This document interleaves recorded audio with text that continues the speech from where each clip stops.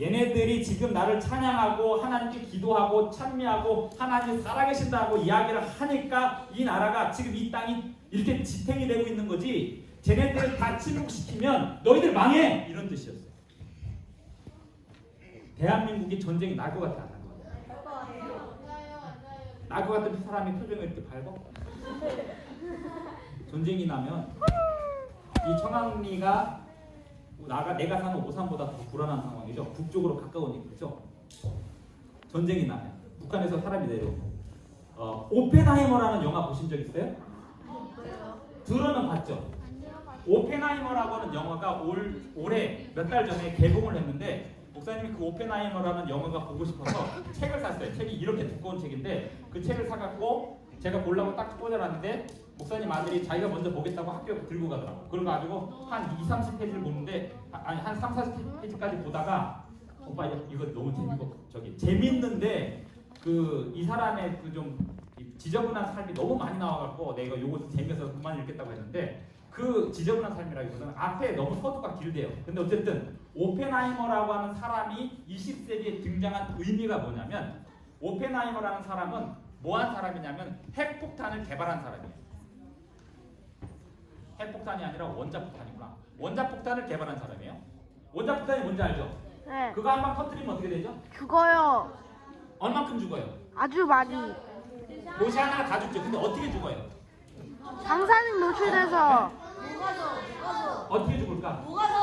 원자폭탄이 만약에 여기 서울에 딱 떨어지잖아요. 그럼 반경 10km, 20km 내에 있는 사람들이 뭐 때문에 죽을까? 그 방사능은 나중이고 폭발에 의해서 뭐 이렇게 뻥 날아가서 죽을까요? 아니면 가만히 있는데 그냥 녹아버릴까요? 그냥 녹아요. 그 열기가 반경 10km, 20km의 열기를 천도로 쫙 끓여버리는 한 번에 쫙 끓여버리는. 그리고 나서 그 열기에 노출이 안 된 밖에 있는 사람들은 뭐에 노출이 되냐면 방사능이라는 거가 쭉 노출이 돼요.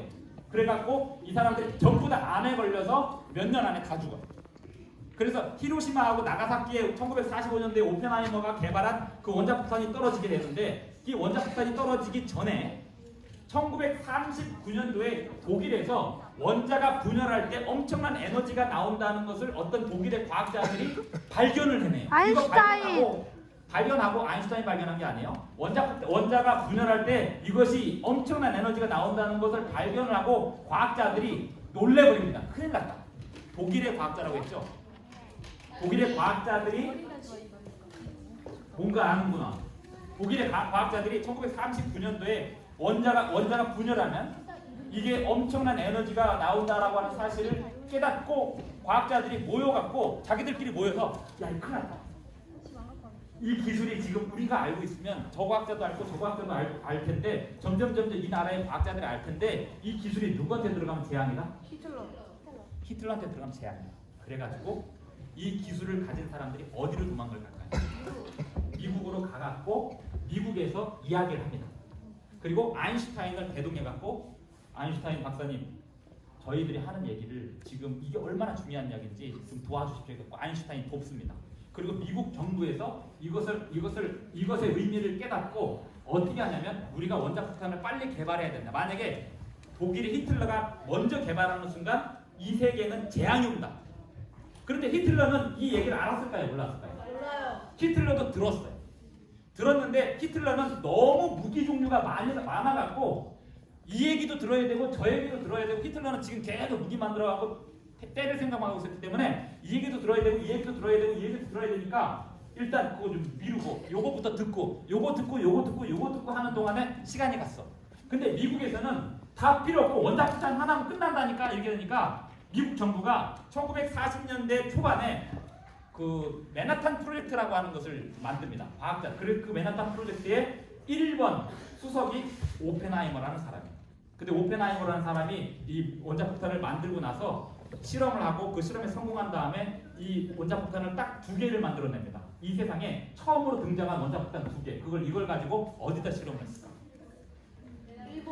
일본 히로시마와 나가사키에 하나씩 떨어뜨립니다. 그 위치가 표적 잡기가 오는 Y자형 하나 지형하고 거기에 군수 물자가 많은 그 지형하고 또 다른 곳에 2개를 떨어뜨리는데 처음에는 도쿄에 떨어뜨리자고 했어요. 근데 도쿄에 떨어뜨리면 너무 자극적인 지역이니까 도시인데 너무 이건 인간적으로 그리고 얼만큼 피해가 날지 잘 몰랐어요. 실험상으로는 수치가 되는데 사람이 진짜 죽는 건 못 봤잖아. 이 정도에 될 거다 이렇게 갖고 실험을 해봤는데 실험을 그때 참여한 사람들이 그게 얼마나 무서운지 몰라갖고 실험에 참여한 사람들 중에 일부는 나중에 암 걸려서 죽어. 오펜하이머도 결국 폐암 걸려서 죽거든요. 오펜하이머가 폐암 걸려서 죽은 이유는 담배를 많이 피워서라는 얘기도 있지만 그 실험을 하다 보니까 자기도 방사능에 노출돼갖고 60대 중반에 갑자기 폐암에 걸려서 죽어요. 근데 이 사람이 오펜하이머가 개발한 원자폭탄 2개가 히로시마와 나가사키에 떨어져요. 그러면서 처음에 한 방 떨어졌는데 일본 황제가 이거 갖고 뭐 이게 누가 저거 안 하니까 한 방을 더 떨어뜨렸는데 그 두 번째 떨어뜨린 다음에 미국이 초긴장을 합니다. 왜요? 마지막 이거 거였어. 하나 만드는데 시간이 되게 오래 걸리고 그 농축하는데 우라늄을 농축하는 데 있어서 너무 많은 에너지가 들어가기 때문에 2개가 있는데 2개 다 쓴 거야. 근데 만약에 일본이 항복을 안 하면 답이 없어 이제. 지금 또 없다고. 근데 미국이 뭐라 하냐면 우리 많이 만들었다 이러는 거예요. 그러니까 일본이 이렇게 두 방 딱 맞고 나니까 큰일 났다 싶어갖고 항복해갖고 걔네들이 항복하는 바람에 누가 해방이 돼요? 우리나라. 대한민국이 해방이 되죠. 그리고 원자폭탄 2방으로 전 세계에 평화가 옵니다. 무슨 평화? 전쟁이 일어나지 않는 평화가 1945년도부터 70년 동안 계속이 됩니다. 제가 지금 무슨 얘기 하려고 하냐면 앞으로 대한민국의 전쟁이 안 날 거라고는 아니한 생각하지 말라는 거예요. 자, 지금 우크라이나하고 저기 전쟁하고 있죠. 그 다음에 이스라엘하고 팔레스타인 전쟁하고 있죠. 네. 지금 이것을 통해서 모든 전쟁광들이 뭘 배우고 있을까? 다시 제가 지금 어린아이들 모아놓고 애들 겁주는 걸까요? 아니요. 여러분이요, 지금 어른들은 늦었어요. 이미 어른들은 생계에 찌들었다. 어른들은 돈 버는데 찌들었다. 지금 이 상황 속에서 공부보다 기도를 해야 될 사람들이 누구냐? 여러분이에요. 여러분이 살아갈 대한민국이 앞으로 목사님은 지금 45년 동안 사는 동안 잘 살았어. 목사님의 아버지는 70년 동안 사는 동안 뭔가 노력하면 뭔가 얻으며 살았다고. 지금 60대, 70대, 80대 이 노인들은 힘들게 살아온 것 같아도 저분들이 어렸을 때는 꿈이 있었다고. 내가 이 다음에 잘 살아갖고 집도 짓고 교회도 크게 짓고 잘 살아야지 하고 그런 꿈을 가지고 열심히 해갖고 정말 집도 짓고 다 살았다고요. 근데 여러분은요? 꿈이 있어요? 어떻게 살면 될 것 같아요? 방탄소년단 되면 될까? 전쟁 나면 다 끝난다. 근데 그 전쟁이라는 게 뭐냐면 이 사람들이 침묵하면 돌들이 소리 지르라는 그게 전쟁이었어요. 예수님이 니네 정신 차려. 너네 지금 예루살렘 성전 믿고 있지?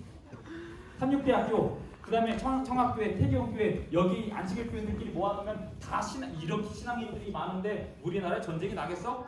예루살렘 사람들이 다 그랬다고요. 예루살렘 사람들이 다 그 성전만 바라보고 예수님한테 와갖고 예수님 이 돌들 좀 보세요. 얼마나 멋있어요. 이 돌 하나가 가로 길이만 20m, 20m, 2m, 1.5m 이렇게 되는데 그 어마어마한 돌들이 척척 성전의 벽을 이루고 있었어요. 제자들이 예수님에게 질문합니다. 예수님 이 돌들 좀 보세요. 성전의 벽 얼마나 멋있습니까? 예수님 말씀하시기를 이 돌 위에 돌 하나도 첨 놓이지 않을 만큼 무너지겠다고. 그리고 그 예언이 성취됐을까요? 들려요. AD 70년에 로마 군인이 와가지고 티투스 장군이 예루살렘 성전을 보존하라고 했는데 로마 군인이 화가 나갖고 성전에 불을 붙였는데 이 불이 타기 시작해갖고 성전을 덮고 있던 그 금 도금을 녹아내리기 시작하는데 모든 돌들을 다 녹여버렸어요. 금이 녹으면서 돌까지 다 녹아서 그 어마어마한 돌들이 다 녹아내렸어요. 야기인즉슨 성전을 믿고 기관을 믿고 우리 재림교회 간판을 믿고 이 나라에 전쟁이 일어나지 않을 것이라고 아니란 생각을 하면 예루살렘 사람들하고 다를 바가 없는 거예요. 오늘 제가 결론부터 얘기하자면 지금 우리는 뭐 해야 될 때냐면 안식일을 다시 회복해야 될 때고 예수님이 다시 오신다는 그 기회를 다시 증거해야 될 때고 우리는 지금 기도해야 될 때 하루도 한 시간도 지금 얼마나 바쁜 시간 얼마나 귀한 시간이 1분 1분이 지나가고 있는데 기도하지 않고 살 수 있냐. 얼마나 이 귀한 시간을 기도를 안 하고 살 수가 있냐. 소돔과 고모라가 왜 멸망했는지 아세요? 거기 동성연애가 있어서? 거기 사람들이 너무 악해서? 소돔과 고모라에 하나님 말씀을 온전히 순종하는 10명이 없어요. 그 10명. 5명도 안 됐죠. 왜 그랬죠? 롯의 식구들이 10명이 있었는데 그 사람들이 믿지 않는 사람들하고 결혼하고 그러면서 믿지 않는 사람들을 위주로 살았어요. 하나님을 안 믿는 사람들하고 하나님 믿는 사람들하고 어울려 살면 사람들이 누구 위주로 변할까요? 안 믿는 사람들이 위주로 변해. 어떻게? 얘 오늘 바쁜데 야 너 오늘 학원 가야지. 지금 예배 드릴 시간이 어딨냐. 지금 먼저 학원 갔다 와라. 그리고 갔다 와서 예배 드리자. 갔다 왔는데 피곤해. 자는 거야. 그러면 저녁 예배 끝. 아침에 일어났는데 일어나자마자 엄마 피곤해 죽겠어. 예배는 드려야지. 아우 예배 내가 갔다 와서 드릴게요. 아침 예배 끝. 이렇게 하다 보니까 아침 예배 안 드려. 저녁 예배 안 드려. 이렇게 점점 퍼져나가니까 화요일 저녁 어때요? 화요일 저녁 교회 와요? 진짜? 네. 와요. 진짜요? 네. 진짜 와요. 온다고? 네. 진짜 와요. 화요일 전에 교회 오는 어린이도 없어. 너네 학원 안 가니? 없어요. 여기 희망 있네. 교회 끝나는 거예요. 목사님이 예전에 그 처남이 있었는데 매형 저기 신앙 좋은 여자의 기준이 뭐예요? 다 필요 없고 화요일 저녁에 교회 가는 거 궁금합니다. 뭔 잘났다고 뭐 이것저것 다 하고 다니는데 결국 화요일 저녁에 안 나갈 걸? 화요일 저녁에 교회 간다는 건요. 화요일 저녁에 교회 가는 사람이 금요일에 갈까요? 화요일 저녁에 교회 가는 사람. 나는 화요일 저녁에 교회 가는데 금요일은 빠진다. 손 들어보세요. 그럴 리가 있어야지. 화요일 저녁에 교회 가는 사람이 금요일에 빠질 리가 있냐고. 이 사람들이 침묵하면 화요일 저녁에 교회 예배가 사라집니다. 가정들이 아침 저녁 예배가 사라집니다. 지금 북한의 김일성이 아니고 김정일이 아니고 김일성도 아니고 김정일도 아니고 김정은이 김일성. 전쟁을 하고 싶을까 안 하고 싶을까? 저는 김일성이요. 근데 사실 여러분 김정은이 전쟁을 하고 싶을까? 김정은은 안 하고 싶을까? 김정은 안 하고 싶다라는 시나리오로 영화 나온 게 있었죠? 뭔지 아세요? 김정은이 이렇게 총 맞아갖고 이렇게 남한에 왔던 영화 있었는데 강철비 안에 그치? 거기 보면은 대통령은 원하지 않죠. 지금 북한도 그럴 수 있어요. 대통령은 전쟁 나면 자기는 위태해지니까 자기는 잃을 게 많으니까 원하지 않는데 사실 북한은 전쟁이 나길 바라는 거가 누가 원할까? 러시아하고 중국은 원해요. 왜? 만약에 북한하고 우리나라 전쟁 나잖아요. 그럼 러시아하고 중국은 가만히 앉아서 뭘 벌까? 그렇죠. 지금 팔레스틴하고 이스라엘하고 전쟁하고 있죠. 러시아하고 우크라이나 전쟁하고 있죠. 이거 전쟁을 미국이 하지마 이러는데 속으로는 조금만 더 해 이럴 거야. 걔네들 러시아하고 우크라이나하고 계속 전쟁하는 동안 미국이 누가 돈 벌고 있는지 아세요? 두 회사가 막대하게 지금도 벌고 있어요. 오늘도 그냥 가만히 앉아서 돈 벌고 있어. 누가 돈 벌고 있을까? 무기 만들어 팔아먹는 사람들이 러시아하고 우크라이나만 파는 게 아니고 한국에다가 쟤네 전쟁 났다. 근데 쟤네 여기 이 무기가 주천데 너희도 살래? 대한민국 삽니다. 프랑스 너희도 살래? 여기도 삽니다. 저기 일본 너희도 살래? 저기 전쟁 났는데 이 무기가 좋던데 너희도 살래? 전국에 가는 영업사원들이 나라마다 다니면서 야 살래 다 사요. 그 다음에 정유회사. 미국의 정유회사들이 돈을 지금 떼돈 벌고 있어요. 자, 그럼 대통령은 자기에게 표를 줄 사람들이 계속 물기를 팔아서 돈을 벌기를 바랄까요? 아니면 중단하길 바랄까요? 아이러니야. 전쟁을 그만했으면 좋겠는데 쟤네들이 전쟁을 하는 동안 돈을 벌고 있는데 가만 앉아서 한국과 북한이 전쟁 나면 미국이 아우 왜 전쟁 났지 그랬을까요? 아니면 에이 하지 말라니까 또 하네 그러면서 좀 무게 팔까요? 지금 전 세계 어느 누구도 전쟁이 나기를 바라지 않는 사람들은 너네들밖에 없다고. 이 세상에서 막대한 돈을 버는 사람들은 어디서든지 전쟁이 나야. 이게 마태복음 24장에 나오잖아요. 마태복음 24장에 뭐라고 돼 있어요?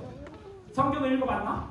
마태복음 24장에 보면 이념 대 이념의 전쟁이에요. 나라 대 나라의 전쟁이고 민족 대 민족의 전쟁이에요. 이념 대 이념의 전쟁은 연합군 대 연합군의 전쟁. 그게 1차 대전, 2차 대전. 근데 마지막 때가 될수록 나라 대 나라의 전쟁이에요. 한국과 일본 전쟁 날 가능성이 있을까 없을까?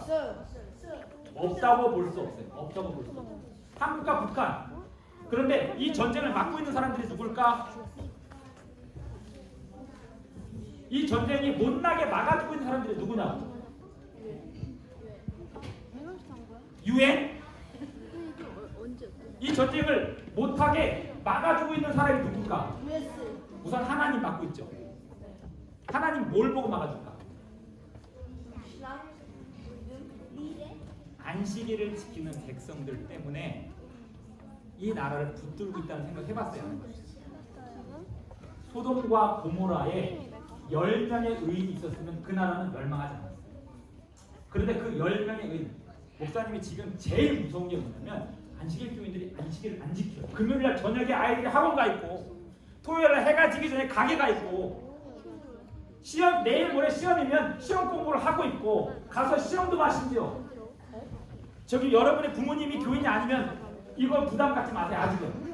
하지만 지금 얘기는 여러분한테 하는 얘기가 아니고 여러분의 뒤에 있는 부모님들한테 하는 얘기고, 부모님들 중에 혹시 이것 때문에 시험 당하시는 분들이 있으면 그렇게 아이들을 안식일을 어겨가면서 세상학교에 보내고 학원에 보내고 이렇게 하면요, 이 아이들이 10년 뒤에, 우리는 나중에 할아버지 돼서 다 살았은 다음에 끝나면 되겠지만 얘네들은 30년 안에 이 나라에 전쟁이 났을 때 어떤 고난을 당할지 모릅니다.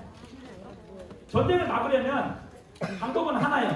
우리가 하나님의 율법에 순종합니다. 자, 이제 이 화면을 보여드리겠습니다. 망원경인데요. 동탄세마교회예요. 동탄세마교회는 교인 수가 몇 명이냐면 33명, 안식일에 33명 앉아있어요. 그 중에 아이들이 10명, 어른들은 몇 명이에요? 20명 앉아있어요.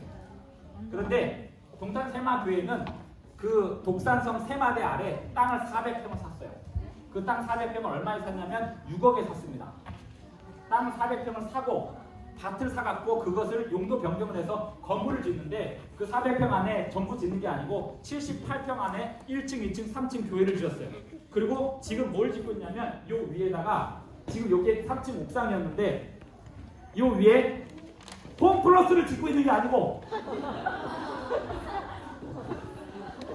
그린하우스. 홈플러스를 짓고 있는 게 아니고, 어느 사람이, 여기 독산성이 유명한 관광지예요. 교회 뒤에 유명한 관광지 독산성인데, 그 독산성에 놀러 온 사람들이 거기 맛집거리 식당에 들어가갖고 어머 여기 홈플러스 짓나 보다 이랬대요. 그랬더니 그 식당 주인이 아니에요, 거기 교회예요 그랬죠. 그래서 제가 그 식당 주인한테 얘기했어요. 제가 단골집인데 사장님 다음에 질문하시면요 저거 천문대라고 말씀하시면 돼요. 천문대, 저 천문대 건축 비용만 6억에서 8억이 들어가요. 지금도 들어가고 있어요. 지금 이 건축 비용이 총 23억이 들어갔고, 그 다음에 교인수 몇 명? 33명, 33명. 안식일을 안 자는 숫자가 33명. 33명인데 병점교회 처음에 몇 명이었냐면 20명, 정남교회 10명 이랬어요. 평균 출석생이. 병점교회 30명, 정남교회 10명 이렇게. 근데 다 나오면 병점교회 50명, 정남교회 다 나오면 20명 이랬어요. 그런데 평균 출석생은 30명 대 40명 대 10명이었는데 두 개 합쳐봐야 50명 되는 거였죠. 근데 병점교회 직원회에서 두 개의 교회가 합쳐서 교회를 지읍시다 했더니, 병점교회 직원회에서 그때 직원회에 있는 직원들이 다 어떤 사람들이냐면 3040 세대밖에 없었어요. 목사님 직원회 의장이었고. 그런데 교회를 지읍시다 했더니 교인들이 뭐라고 했냐면, 목사님 우리가요 건축원금 다 합쳐도요 얘 얼마 낼 거고요, 얘 얼마 낼 거고요, 얘 얼마 낼 건데 우리 다 합쳐도요 1,000만 원이 안 나와요. 그랬어요. 1,000만 원이 안 나온대. 그래가지고 목사님 뭐라고 했냐면, 집사님 그 1,000만 원요 제가 혼자 할 테니까 집사님들은 집사님 할 수 있는 최선을 다하세요. 그리고 교회는 하나님이 질 겁니다. 그렇게 시작을 했어요. 그랬는데 땅을 6억을 샀고요. 그 땅을 용도 변경하는데 1억이 들었고요. 그리고 건물을 올리는데 지금 그것까지 다 해서 땅 사고 저것까지 올리는데 23억이 지금까지 들어갔는데 빚이 있을까 없을까? 없어요. 빚은 1억 8천이 다예요. 놀랍죠? 놀랍죠? 돈이 많은 시장. 제가 이것을 하는 이유가 있어요. 자, 이렇게 올라가는, 공사가 올라가는데 이렇게 지금 이 지붕을 덮었고 이 안에 뭐가 들어갈 거냐면 실내 천문대 투영실이 들어갈 거고, 저 옥상에 망원경들이 들어설 거예요. 이걸 지으면서 목사님이 설교를 했어요. 어느 날, 여러분 하나님께 제가 뭘 기도하고 있냐면 800만 원짜리 망원경 유니스텔라를 한 대 사달라고 기도하고 있습니다. 여러분이 헌금하실 거 걱정하지 마세요. 하나님이 직접 주실 거니까 아무 부담 갖지 마세요. 했거든요. 그리고 나서 예배 끝나고 점심 먹을 때 어떤 분이 조용히 찾아왔어요.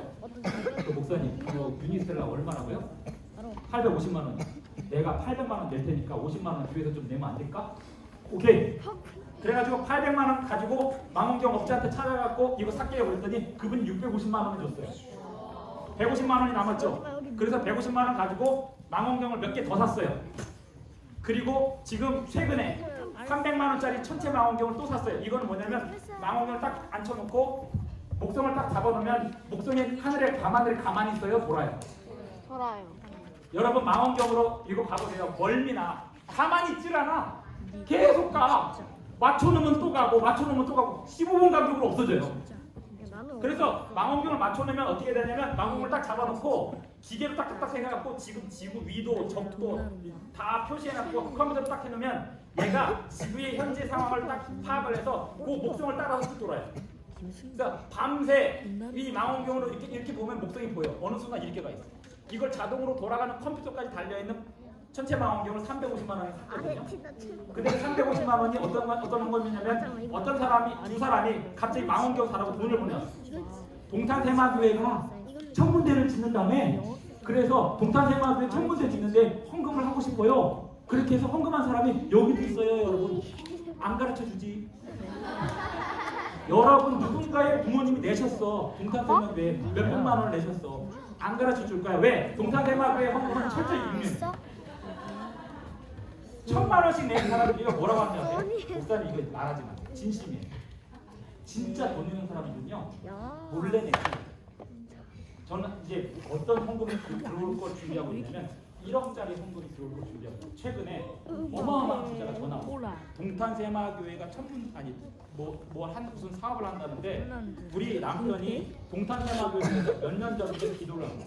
근데 그분은 헌금을 했다면 없다니.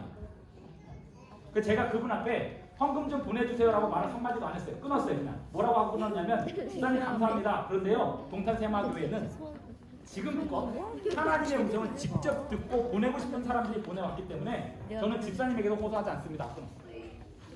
그러고는 하나님 제가 잘한 거 같아요. 이렇게 해갖고 23억이 건물이 들어섰어요. 저기 옥상에. 그리고 11월 25일에 뭘 하냐면 천체 관측 행사를 해요. 그런데 여기 서대문의 자연사박물관에 정지수 선생님이라고 있어요. 정지수 선생님이 자연사박물관의 학예사인데 이분이 쌍안경을 20개를 들고 올 거예요. 그날 자기 개인 거 거기 그거 건지 개인 건지 모르겠는데 20개를 들고 올 거고, 그 다음에 김현민 선생님이라고 있어요. 다산고의 물리교사인데 이분이 자기 개인 망원경을 들고 올 거예요. 그래서 이 두 사람이 동탄세마교회에서 거기 온 선착순 40명을 받아갖고 그 사람들 데리고 20명 로테이션을 해갖고 망원경 조작법부터 시작해갖고 달 관측하는 법, 별 관측하는 법 이것을 가르쳐주고 보여줄 거예요. 동탄세마교회. 그리고 12월 2일에는 그 장소에서 뭘 할 거냐면 문경수라고 아시는 분? 잘 모르죠? 문경수라고 과학탐험가에 관해서 우리나라의 유일한 과학탐험가예요. 이 사람을 검색해 보시면 되게 유명한 사람이에요. 이분이 작년에 우리 교회 와갖고 강의를 했는데 저한테 개인적으로 메시지 줬어요. 목사님 아이슬란드 갔다 왔는데 그 얘기도 해줄까요? 오전에 이번 올 초에. 그래가지고 오시라고 해서 이번에 12월 2일날 다시 와요. 문경수라고. 그리고 이종무 관장님 아시는 분 혹시? 국립과천과학관장이라고 있어요. 그분이 작년에 왔다 갔어요. 근데 이 두 분이 우리 교인이 아니에요. 이 두 분은 와갖고 무슨 얘기 하냐면 몇억 년 됐다 이런 얘기도 해요. 근데 그분들이 교회에 왔는데 저한테 물어보더라고요. 목사님 어떻게 할까요? 하고 싶은 얘기 다 하세요. 하고 싶은 얘기 다 하시고 걱정하지 마세요. 하고 싶은 얘기 다 했어요. 그런데 교인들이 혼란이 없었어요. 왜? 그분들 오시기 전에 이분들이 이런 얘기 할 건데 이건 이렇게 설명 이해하시면 되고 이건 이렇게 이해하시면 돼요 라고 설명 다 해주고 간 다음에 또 아이들을 듣고 다시 설명해 주세요. 그리고 오히려 그분들이 가르쳐준 것들 중에 연대에 관한 것 빼고는 전부 다 굉장히 감동적인 내용이에요. 이종모 관장님이 오셔서 중세 시대에 대한 얘기를 해줬어요. 천동설과 지동설에 관한 얘기를 해줬는데 이종모 관장님이 해준 이야기 중에서 몇 가지.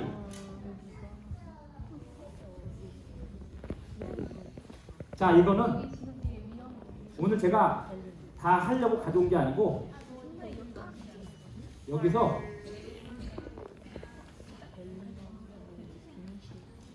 와, 뭔 사진이 저렇게 자, 많지? 오늘 과학 얘기를 안 할 수가 없으니까 상식이 뭘까요? 그냥 당연히 알고 있는 거. 상식은 일반적으로 사람들이 다 알고 있는 게 상식이에요. 자, 그러면 물어볼게요. 이게 상식이에요, 아니에요? 아니에요. 아니에요. 진화론을 믿는 지금부터 사람한테 여러분에게 잠시 상식이에요. 혼란을 드리도록 하겠습니다. 이게 상식일까 아닐까? 진화론을 믿는 사람한테 상식이에요. 자, 이거는 19금이야. 어른들만 들으세요. 어린이들은 약간 들어도 헷갈릴 수 있어요. 어른들 잘 들어보세요. 이런 얘기 나오면요, 우리는요, 저건 진화론자들의 이야기야 라고 생각하시죠? 저게 상식이에요. 이해되십니까?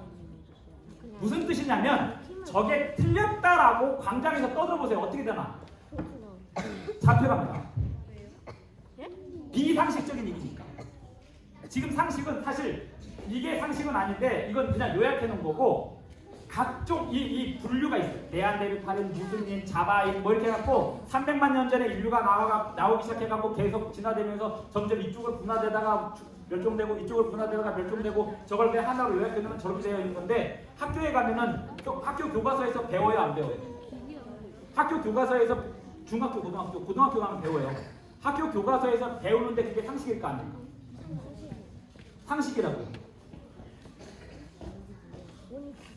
그런데 저게 아까 그게 진리일까 아닐까? 아니에요. 상식이긴 하지만 진리가 아닐 수도 있어요. 조금 어려운 얘기입니다. 요거 조금 어려운 얘기. 자, 왼쪽은 지구가 가운데 있어요. 천동설. 오른쪽은 지도가. 뭐가 가운데 있어요? 태양이 가운데 있어요. 그런데 왼쪽은 언제까지 상식이었을까? 중세 시대 전까지? 누가 등장하기 전까지? 갈릴레이. 내가 얘기했지? 어떻게 알았지? 여기 관계자 여러분, 여기 은근히 똑똑한데 얘네들. 아침에 내가 얘네들 교과 공부하는 거 보고 절망을 했었거든요.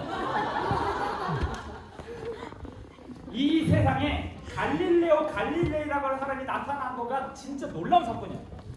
갈릴레이는 도한 사람이라면 왼쪽이 상식이었고요. 그 상식으로 천문대에 대한 모든 현상을 다 설명했어요.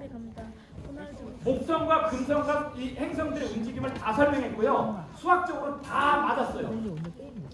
안 맞는 게 아니라 다 맞췄다고. 수학적으로 모든 걸 다 맞춰서 중세시대 1000년 이상 동안 저게 상식이었고요. 저거 틀렸다라고 얘기하면 잡혀갔습니다. 실제로. 그리고 사형당했어요. 근데 사형당하게 됐고요. 코페르니쿠스라는 사람은 저걸 알았지만 말을 못하고 있다가 죽기 전에 5년 전인가? 죽기 전에 사실은 지도서리 맞는데 이러고 하다 죽었어요. 자기는 살아야 되니까. 근데 코페르니쿠스 말을 듣고 그 얘기를 사람들 앞에 얘기했다가 화형당한 사람이 있어요. 이게 상식이니까. 왼쪽이 상식이니까. 왼쪽이 뭔지 알아요? 지구는 가만히 있고 우주가 돈다는 거예요. 그게 상식이었어요. 근데 그게 진리예요, 아니에요? 아니에요. 왜 아닐까? 자, 얘는 왜 맞지? 오른쪽은 왜 맞아요? 최근의 과학이니까? 아니요, 과학은요 눈으로 직접 확인을 해야 돼요. 오른쪽은 눈으로 확인됐어요, 안 됐어요? 됐어요. 어떻게 됐어요? 우주 가가지고 사람들이 봤어요. 어딜 갔어요? 아폴로 12호부터 몇 호까지 갔어요? 13호? 아폴로 11호부터 17호까지 갔는데요, 몇 호가 못 갔어요. 가다가 13호. 쟤도 은근히 똑똑한 거예요. 어디?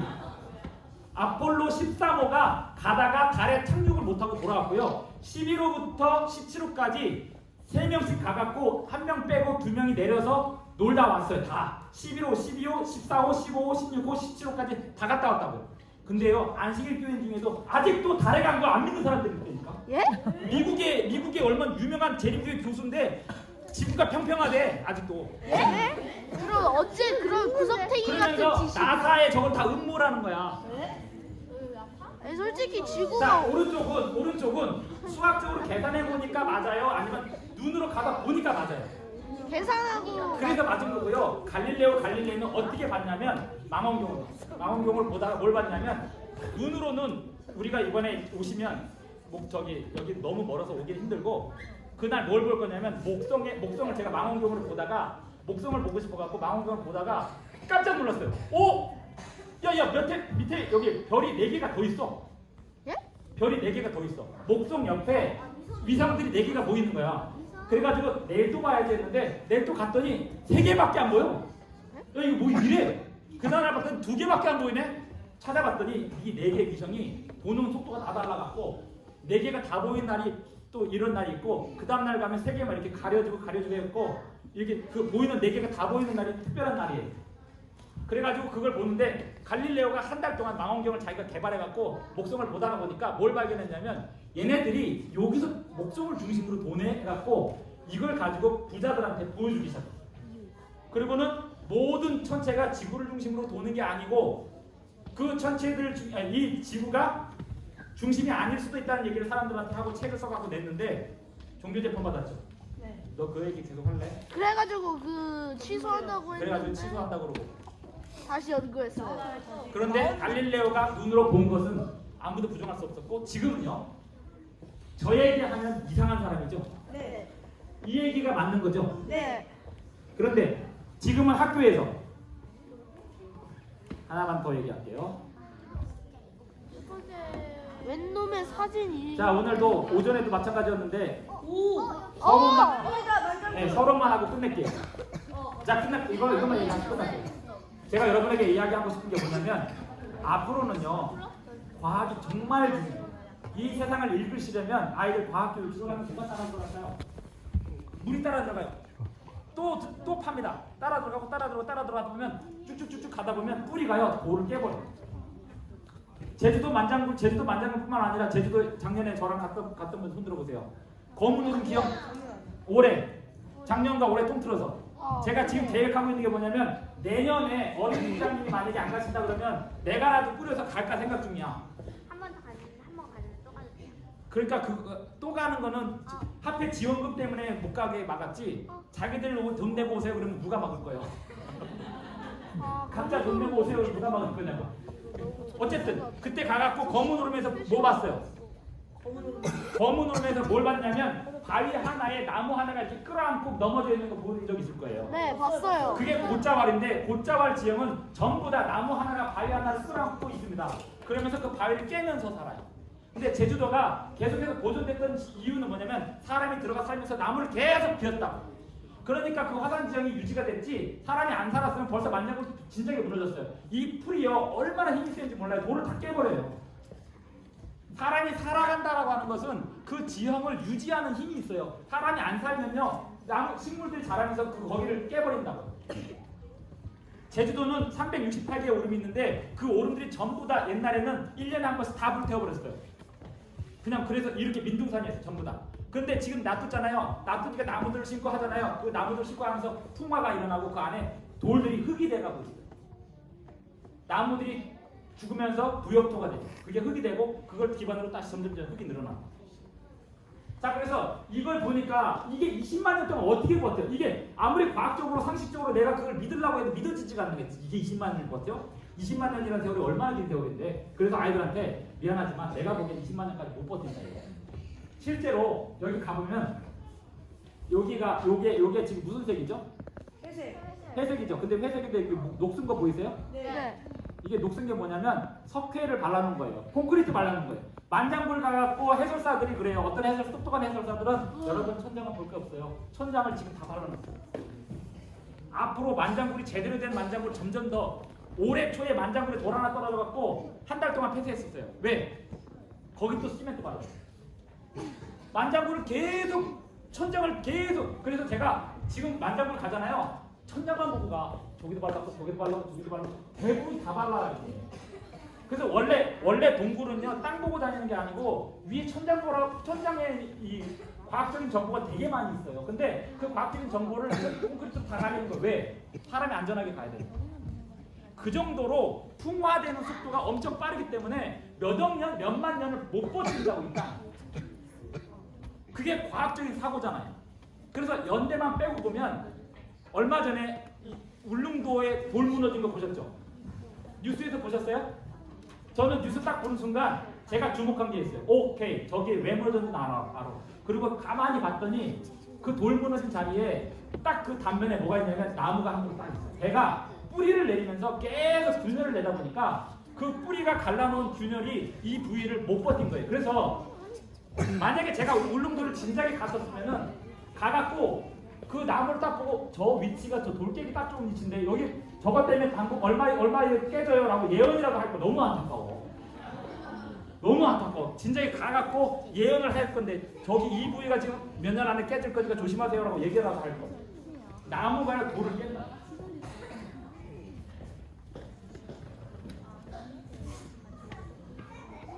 제 방에는 이 지도가 있어요. 이 지도는 잘 안 보이시죠? 이게 이제 천연계 탐사를 강의하려면 화면이 어마어마하게 커야 돼요. 동탄세마교회는 어마어마하게 커요. 화면이. 이게 다 화면이에요. 이런 걸 가르쳐 줘야 되니까. 여기 제가 시간이 다 돼서 끝내려고 하는데 한 30% 아이들이 집중해서 보는 아이들이 있어서 걔네들 위해서 조금만 여기 보시면 어느 날 우리 아버지가 저희 방에 들어오시더니 야 이게 무슨 지도가 길은 하나도 없고 지명도 없어 심지어.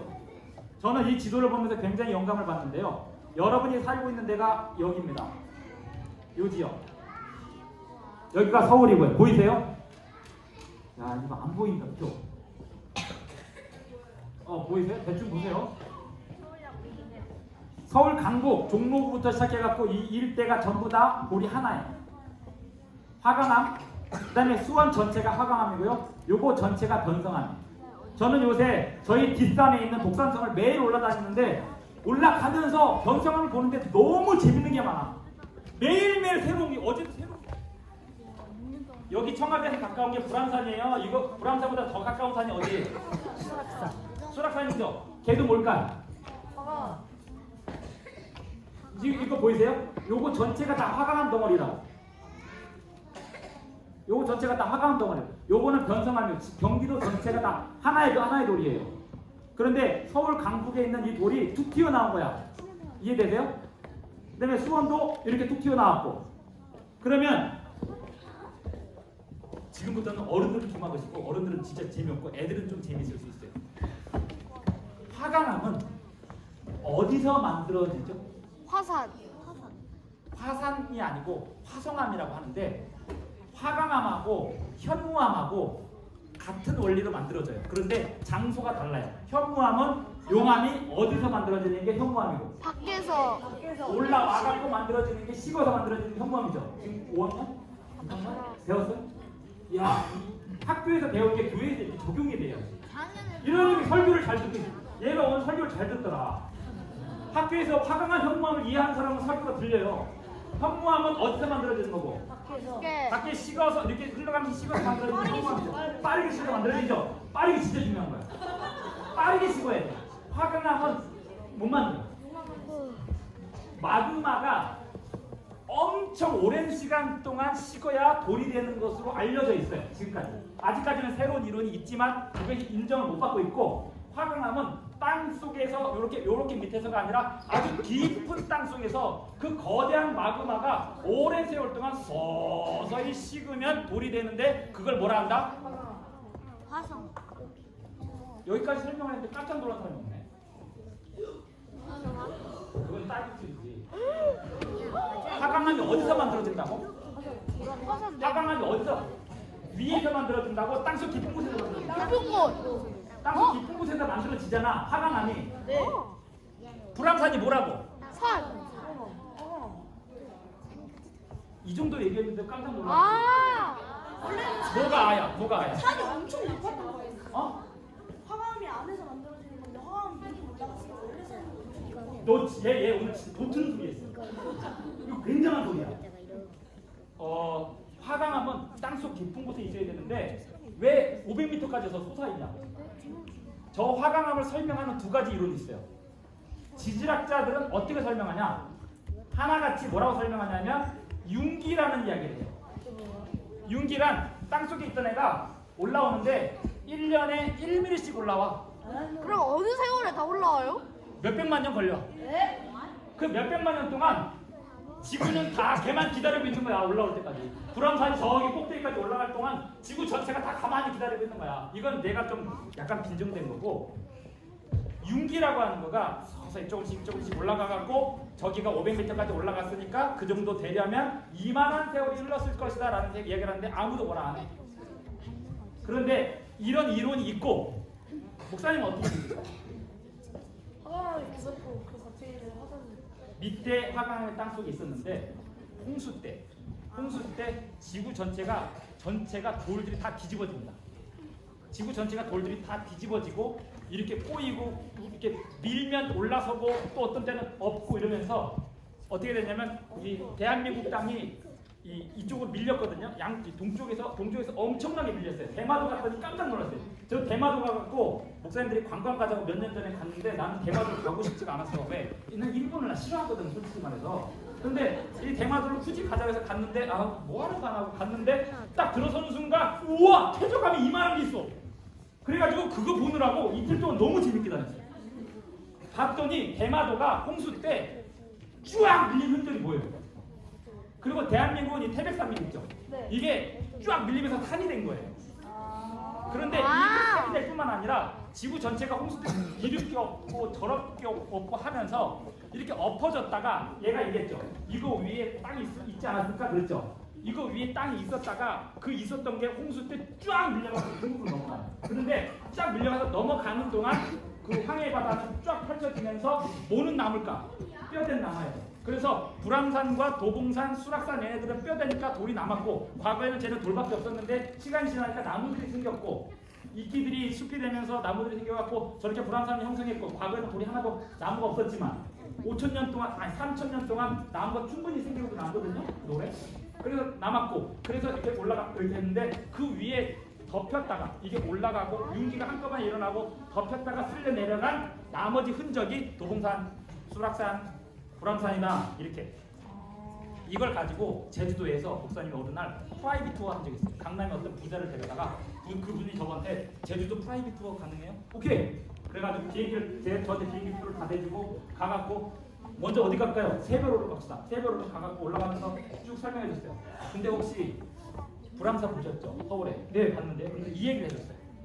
이 얘기를 해주면서 수백만 년 동안 1mm씩 올라가고까지 저까지 올라갔을까요? 아니면 저는 그걸 안 믿고 이걸 믿는데 어떤 게 더 믿음이 가세요? 그랬더니 자기는 그거 믿어지지가 않는데 이게 훨씬 더 믿어진대. 과학적인 사고죠. 다만 연대만 뺐을 때 결국 우리가요 덥고 이제 진짜 덥고 진짜 중요한 얘기 있는데 내가 욕심을 버려야 돼. 오늘 욕심을 버려야 돼. 여기서 그만해야 돼. 요 다음 얘기가 있는데 뭐 여러분이 공부해서 알아내면 되는 거니까 그 요셉이 애굽에 간 이유 알아요? 다니엘이 바벨론에 간 이유 알아요? 부조와 선지자 읽어보시고 선지자와 읽어보세요. 그 다음에 신기호 목사님이 렉스에 다니엘 써, 신기호 목사님 다니엘 써 주석 읽어보세요. 다니엘이 바벨론에 가서 한 일이 뭐냐면 수학과 천문학을 공부해요. 그 다음에 부조와 선지자 제가 어제도 읽었는데 요셉이 애굽에 사는 동안 뭘 배웠냐면 과학을 따로 배웠어요. 왜? 총리가 돼갖고 통치를 하려면 수학, 천문학, 과학 지식을 알아야 돼요. 그래서 보디발의 집에서 과학 교육을 받았대요.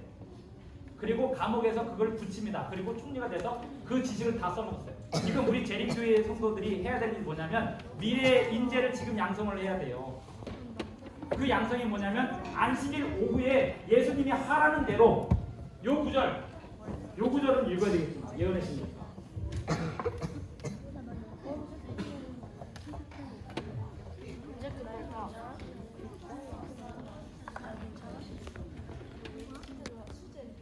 자, 읽겠습니다. 안식일은 우리의 생각을 천연계로 이끌고 우리로 하여금 창조주와 교제하도록 이끈다.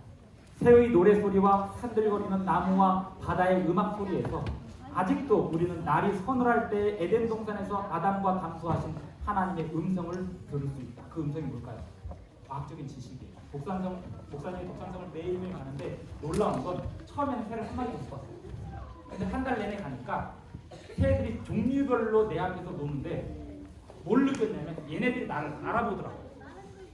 앞에서 안 도망가요.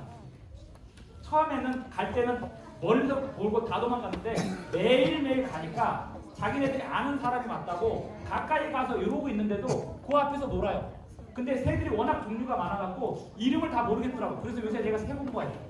원래 돌보러 올라가는데. 그 매일매일 가도 매일매일 새로 와. 지금 여기 얼마나 좋아요. 수락산 가깝잖아요. 불안산 가깝잖아요. 난 여기 살면은 안식일날 오후에 딴 거 안 하고 맨날 불안산 혼자 올라가갖고 산을 다 헤매고 다닐 것 같아. 돌 봐야죠. 곤충 봐야죠. 그거 봐야죠. 그리고 집에 와갖고 유튜브 찾아보고 정경해야죠. 설교 준비해야죠. 안식일 오후가 뭐 하루 종일 시간이 바쁠 것 같아. 겨울에는 겨울에 오는 새들이 있어요. 겨울에 피는 식물들이 있다고. 여름에는 여름에 피는 식물들이 있고요. 그 시간에만 있는 곤충들이 있다고. 그러니까 매일매일 똑같은 장소를 가도 애들이 그래. 어제도 왔는데 또 와요? 나는 맨날 가도 맨날 달라. 왜? 그 안에는 생태계가 얼마나 달라. 안식일은 우리의 생각을 천연계로 이끌게 되어 있어요. 근데 그 천연계란 다른 말로 전문 용어로 말하면 과학적인 시야에 눈을 뜨는 겁니다. 이게 안 되니까 다니엘이 바벨론까지 가서 유학을 해야 했던 거고, 요셉이 애국까지 가서 과학을 공부하고 나서 애국 사람들한테 영향력을 미칠 수 있는 사람이 돼요. 안식일교인들이시오, 재림교인들이시오, 과학을 공부하세요. 어떻게? 학교 학원에서 하지 말고 자연계로 가서 눈으로 보고 확인하고 검증하는 방식으로 공부를 하셔야 됩니다. 그렇게 하고 하나님이 창조하신 그 관점으로 다시 보게 됩니다. 어느 목사님이 오늘 어제 저한테 물어보세요. 목사님, 저 자기가 고민이 있대요. 지구 안에 행성이 다른 행성이 있다는 얘기 들었는데 이거는 어떻게 해석해야 되는지. 이거는 이렇게 해석하면 돼요. 아, 그렇군요. 넘어갔어요. 그 얘기는 안 할래요. 자, 이제 기도하고 마치겠습니다.